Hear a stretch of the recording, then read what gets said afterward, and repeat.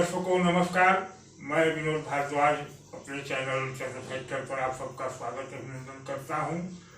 आज हम विश्लेषण करने वाले हैं धनु राशि की कुंडली की। इस कुंडली के जातक हैं बंबई से, नाम बताना उचित नहीं समझता हूं। कुंडली में प्रथम दृष्टया ग्रहों की स्थिति बड़ी अच्छी दिखती है, परंतु जातक लगभग 55 साल के हैं और 15 सालों से केवल और केवल बर्बाद होते जा रहे हैं। बहुत बुरी तरह से बर्बाद हो चुके हैं और अब उनके जीवन में कहा जाए तो कुछ नहीं बचा है। परिवार छिन्न भिन्न हो गया है। ऐसा क्यों है, तो इस विषय पर हम चर्चा करें। कुंडली की स्थितियां आपके सामने हैं बोर्ड पर।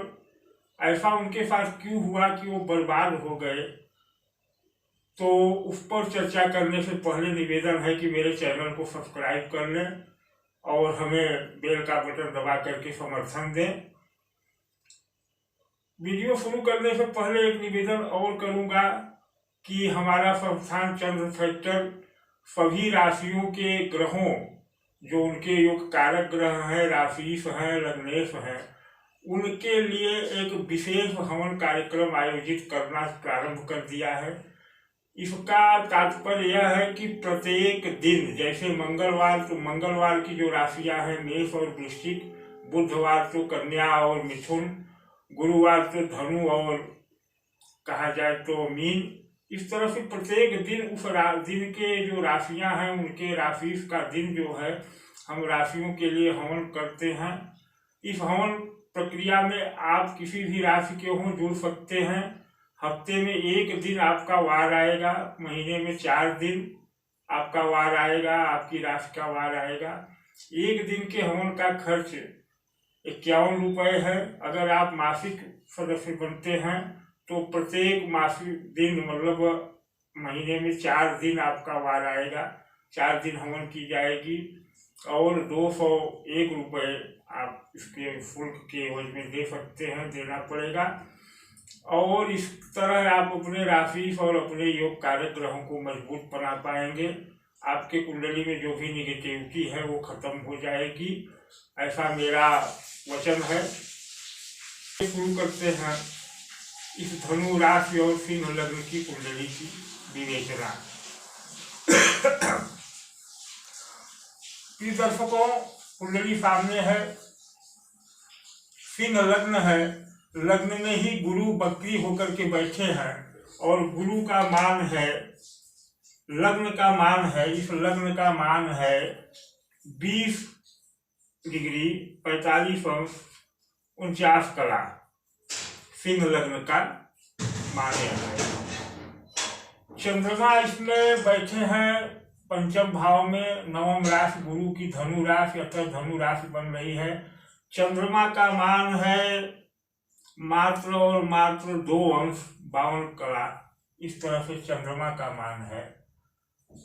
अब आगे हम बात करते हैं तो 6वें भाव में सूर्य और बुध बैठे हैं। बुधादित्य योग भी इसे कह सकते हैं।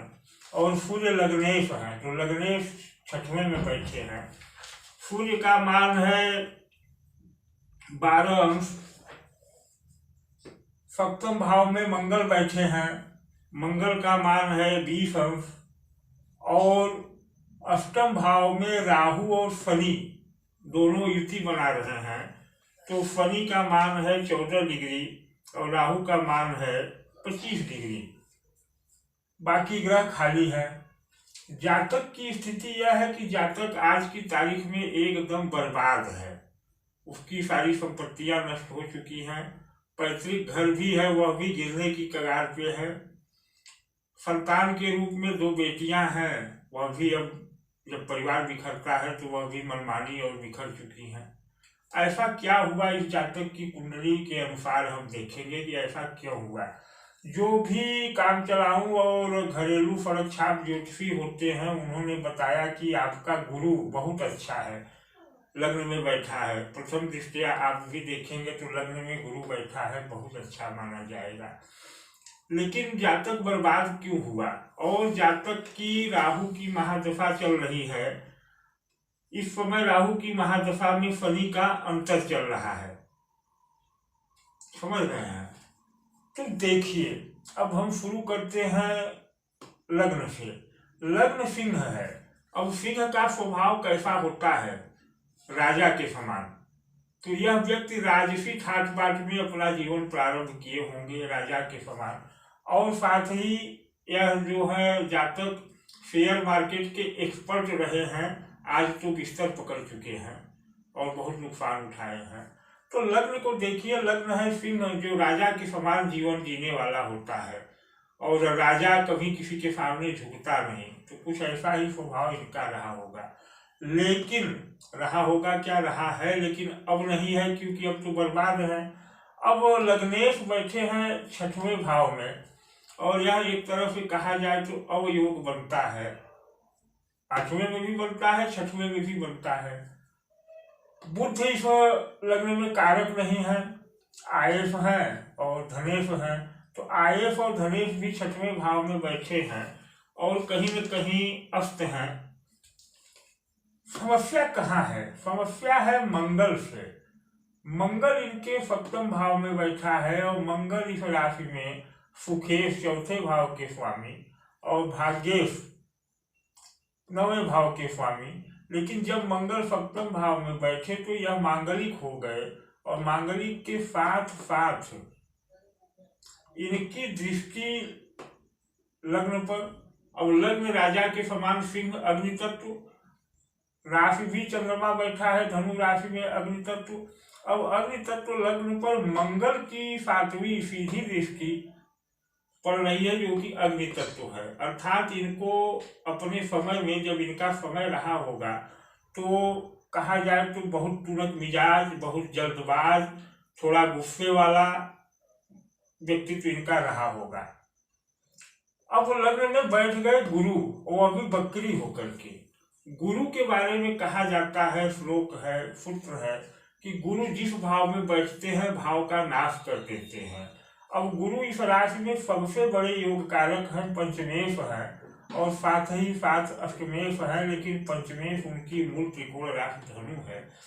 और धनु पंचमेश बैठ गए लग्न में गुरु है, और गुरु भाव नाश कर देते हैं। गुरु भाव नाश कर देते हैं। तो गुरु ने इस लग्न को नष्ट करना शुरू किया। कैसे किया? मंगल के सहयोग से। मंगल की दृष्टि पड़ी सिंह राशि का लग्न, तो जातक पहले ही राजसी स्वभाव में जीने वाला, अब गुरु बैठ गए तो गुरु उसको और भव्य बना दिए। मतलब उसके अंदर इतना बड़प्पन भर दिए कि वह जितना था उससे कई गुना बड़ा अपने आप को समझने लगा और प्रदर्शित करने लगा। कहा जाए हैसियत के बाहर, और जब भी आप हैसियत के बाहर जाएंगे तो नष्ट होंगे। तो इस तरह गुरु ने यहाँ बैठ करके इनको नष्ट किया। यह बहुत बड़ा दुष्प्रभाव है इस लग्न की कुंडली में कि गुरु ने ही, जो पंचमेश है, सबसे बड़े योग कारक है, गुरु ने इस लग्न को नष्ट कर दिया। आज यह जातक शारीरिक रूप से शुगर के मरीज हो गए हैं, बिस्तर पकड़ लिए हैं, शरीर वजन बहुत बढ़ गया है। यह काम भी गुरु का है। गुरु वृद्धि देते हैं। अब लग्न में बैठ गए, लग्न का मतलब व्यक्तित्व तो आपका शरीर, तो शरीर को बढ़ा दिए, वजन बढ़ा दिए, और इस तरफ यह डायबिटीज के पेशेंट हो गए। दूसरी जो इस कुंडली में सबसे बड़ी दिक्कत है कि शनि और राहु की युति बन रही है अष्टम भाव में। अष्टम में शनि भी कारक होते हैं और राहु भी कारक हो जाते हैं, और यह अष्टम भाव दुर्भाग्य का भाव है, मृत्यु का भाव है। लेकिन जब शनि बैठते हैं तो स्थान वृद्धि कर देते हैं। तो शनि यहाँ बैठ करके दुर्भाग्य की वृद्धि किए, लेकिन आयु की भी वृद्धि किए, क्योंकि यह भाव आयु का है। तो इनको आयु तो लंबी मिलेगी, परंतु भोगने वाली आयु मिलेगी, कष्टकारी आयु मिलेगी। क्यों? क्योंकि राहु और शनि की युति को कहते हैं श्रापित दोष या श्रापित योग। इनके 8वें भाव में श्रापित योग बन रहा है, और श्रापित योग के साथ साथ राहु की महादशा चल रही है, जिसमें शनि का अंतर चल रहा है पिछले 1 साल से। तो कहा जाए कि इनके कष्ट का सबसे मूल जो पीक टाइम है वह चल रहा है। क्यों? क्योंकि राहु इस लग्न में योगकारी नहीं बल्कि विध्वंसक है, और राहु और शनि की युति है तो श्रापित दोष बना। तो श्रापित दोष का ही इस समय दशा चल रही है। क्योंकि राहु के अंतर्गत शनि का अंतर चल रहा है। अब यह शनि और राहु की युति की दृष्टियां क्या कर रही हैं, जरा इसे देखें। तो राहु और शनि की 7वीं दृष्टि पड़ रही है दोनों की के इस धन भाव पर, द्वितीय भाव पर, जहाँ बुध की राशि है। अब चक्कर यह है कि यह धन भाव है और राहु और शनि की दृष्टियां पड़ रही हैं। राहु और शनि की दृष्टियों में जहर है, कहा जाए अग्नि तत्व है, इनकी दृष्टियों में जहर है। या यहाँ से दृष्टि डाल करके पैतृक संपत्ति को, चूंकि यह पैतृक संपत्ति का भाव है, नष्ट कर रहे हैं। उसके साथ ही यह भाव वाणी का भी है, यहाँ से वाणी का विचार किया जाता है। तो राहु और शनि जब यहाँ 7वीं दृष्टि सीधी डाल रहे हैं तो इनकी वाणी को पहले दोष दिए होंगे। जब वे अपने चरम पर थे, अपने अच्छे समय में थे, तो इनको पहले वाणी का दोष दिए होंगे, क्योंकि राजा समान लग्न पर मंगल की दृष्टि, और ध्यान देने की बात है कि इस वाणी भाव पर मंगल की भी 8वीं दृष्टि पड़ रही है। तो कहा जाए कि इनके वाणी में तुरंत मिजाजी, गुस्सा और मुंहफट टाइप का, और राहु के कारण कुछ भ्रम फैलाने की स्थिति। तो इन तीनों तरफ से पहले इनकी वाणी को बर्बाद किए, और वाणी को बर्बाद करने के बाद तो सब कुछ बर्बाद होने लगता है। फिर इनकी 9वीं दृष्टि राहु की, तो 7, 8, 9 यह भूमि भवन वाहन का भाव है। राहु यहाँ बैठ करके श्रापित योग के दोष से भूमि भवन वाहन को देख रहे हैं, तो श्राप के कारण, श्रापित योग के कारण इनका भूमि भवन वाहन भी बिकने लगा और बिक गया। अब शनि की 10वीं दृष्टि होती है, तो 7वीं तो यहाँ पड़ रही है, 8, 9, 10 भाग्य भाव पर। अब भाग्य भाव पर पड़ी तो क्या हुआ कि चंद्रमा यहाँ बैठा है, और इसीलिए इनकी धनु राशि है, तो चंद्रमा को दूषित किया, साथ ही शुक्र को दूषित किया। यह चंद्र शुक्र की युति बड़ी अच्छी थी, लेकिन अगर शनि की दृष्टि नहीं पड़ी होती, इस युति के कारण चंद्र भी कन्या स्त्री तत्व की राशि है, स्त्री राशि है, और शुक्र भी स्त्री राशि है, तो यह संतान का भाव है। अब इस संतान भाव में इनको केवल 2 लड़कियां हुई, क्योंकि यह चंद्रमा भी स्त्री ग्रह और शुक्र भी। अब पड़ गई शनि की दृष्टि। शनि की दृष्टि ने क्या किया कि इनकी संतति से एकदम नहीं बनती, संतति इनकी कुछ नहीं सुनती, तो होना ही है, क्योंकि शनि की दृष्टियां विच्छेदकारी हैं, तो संतान से विच्छेद करा दिए। और इनकी शनि की 3री दृष्टि पड़ रही है, 1, 2, 3, यह कर्म भाव है, तो कर्म से विच्छेद करा दिए शनि, क्योंकि शनि विच्छेद कराते हैं। अब कर्म से विच्छेद इस तरह हुआ कि इनका पूरा व्यवसाय से उपट हो गया।